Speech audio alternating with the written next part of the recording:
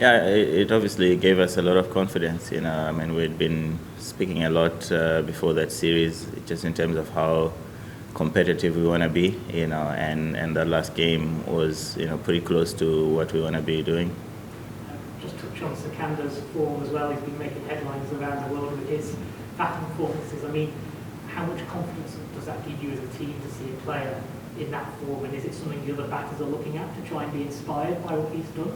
Yeah, definitely. I mean, he's been such really good form, and we obviously look up to him a lot, and we hope that he'll continue to do so. And just the last one for me. I know it's 50 overs for the next few days, but you're back.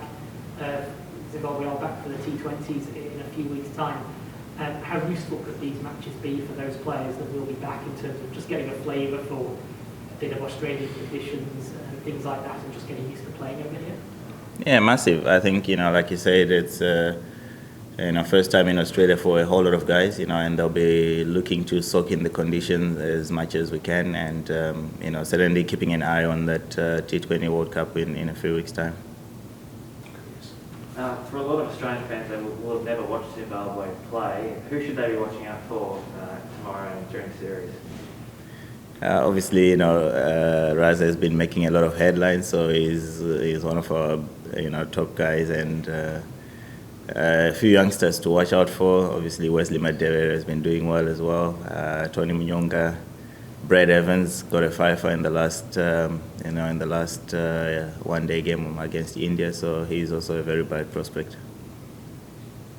Historically, when you guys have played Australia and done well, your spinners have played a part. Do you think they'll have someone to work with out there? Do you imagine spin will be quite important to you in these matches?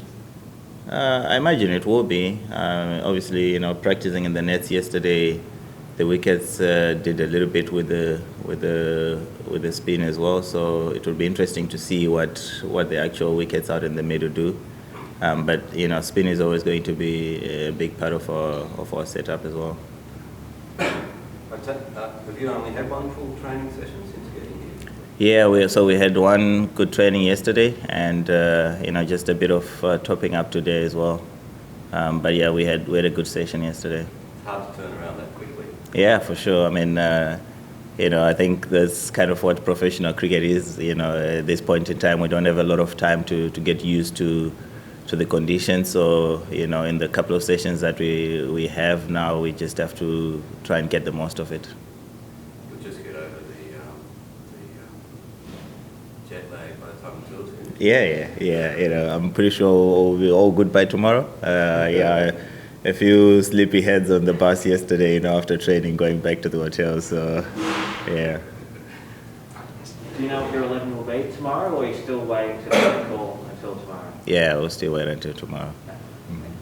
Just back on one-day cricket, if I can, for a moment, and facing the teams like Australia and India that you are recently with an eye on qualifying for the next World Cup. I mean, are you growing in confidence as a team that you can make it to that event in India next year? Yeah, look, it's obviously a bit of a road for us, until we get there, and we've been trying to work a lot on our game, in terms of one-day cricket in particular, shorter version leading up to that. And so the tours that we've had so far, including this one, will all be, sort of on the path leading up to that qualification for us. And certainly we'll be picking up all the big lessons that we can from all these tours, and this is no different. We want to take a lot of pride in cricket, a lot of pride in how we're going about our games, and so we're certainly looking forward to this series as well along the way.